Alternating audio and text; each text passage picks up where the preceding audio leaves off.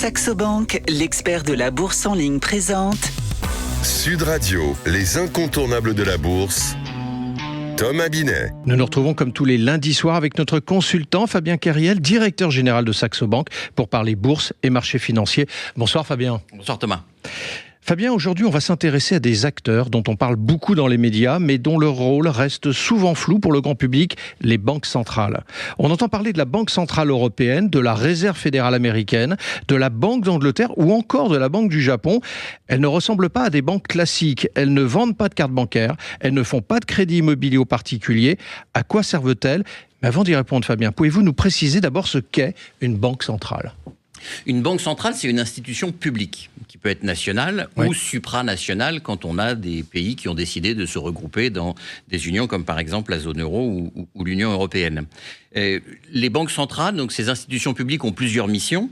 La première, c'est la stabilité des prix, et donc de veiller à ce que les prix dans la zone qu'elles couvrent soient stables.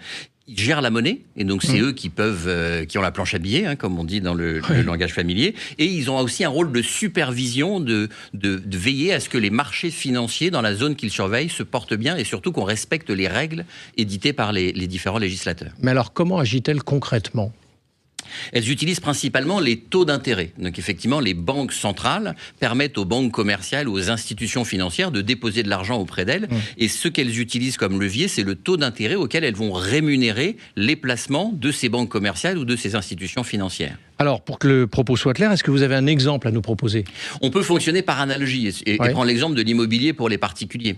Effectivement, quand les taux d'intérêt sur les crédits immobiliers sont bas, on peut emprunter facilement, on peut financer un achat immobilier à un coût assez faible, et donc ça va dynamiser le secteur immobilier. À l'inverse, quand les taux sont élevés, effectivement, on va hésiter avant d'emprunter puisque ça va coûter plus cher. On va pouvoir moins acheter en ayant les mêmes mensualités. Et donc, en jouant sur les taux d'intérêt, on voit qu'on peut réguler l'activité d'un secteur. Et c'est ce que font les banques centrales en utilisant les taux d'intérêt, c'est de pouvoir faire accélérer ou plutôt ralentir l'économie en cas de surchauffe, puisque leur vocation, c'est de veiller à ce que les prix soient stables. Est-ce que ça a vocation à influencer les marchés financiers ?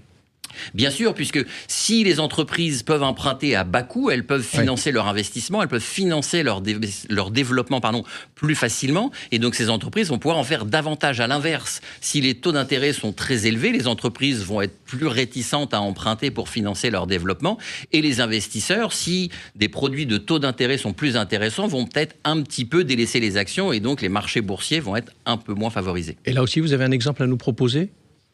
Bien sûr, si on prend le cas de la Réserve fédérale américaine, la Fed, quand la Fed choisit de baisser ses taux ou de monter ses taux, on voit un impact direct sur les secteurs, notamment les secteurs les plus développés aux États-Unis, qui est la technologie. L'impact de la Réserve fédérale, quand elle choisit de monter ou baisser ses taux, a un impact directement sur les marchés financiers, et on voit une corrélation très très forte sur cet exemple. Alors, pourquoi, en revanche, Fabien, les banques centrales parlent autant de l'inflation ?